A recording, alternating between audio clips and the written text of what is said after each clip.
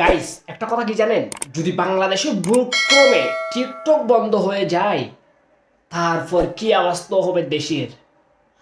প্রচুর পরিমাণের আবাসিক হোটেল দরকার হবে, কারণ টিকটকে যে পরিমাণ গিমা বেড়ে গেছে, মা মা প্লাস গি মানে গিমা বেড়ে গেছে। না হলে তো আবার গাইডলাইন চলে আসবে, কমিটি গাইডলাইন চলে আসবে। এই জন্য মানে একটু বলে দিলাম, গিমা বেড়ে গেছে, এদের জন্য প্রচুর পরিমাণ আবাসিক হোটেল দরকার হবে। এখন বর্তমান তাদের স্থান টিকটক হয়েছে।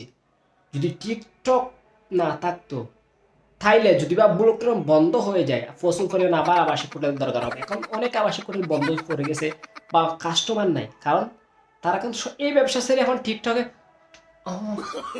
এই ব্যবসা শুরু করেছে। আর একটা টিকটক ভাইরাল হয়ে গেলে এগুলো দেখায় দেখায় তারপর ইউটিউব আর ফেসবুকে একটা একটা ফেস খুলে চ্যানেল করে ইনকাম শুরু করে দিছে। সো যদি এই টিকটকটা বন্ধ হয়ে যায় তাহলে অনেক গিমা আবাসিক হোটেলে আবার লাইন ধরবে। সো আজকের ভিডিওটা এই পর্যন্ত।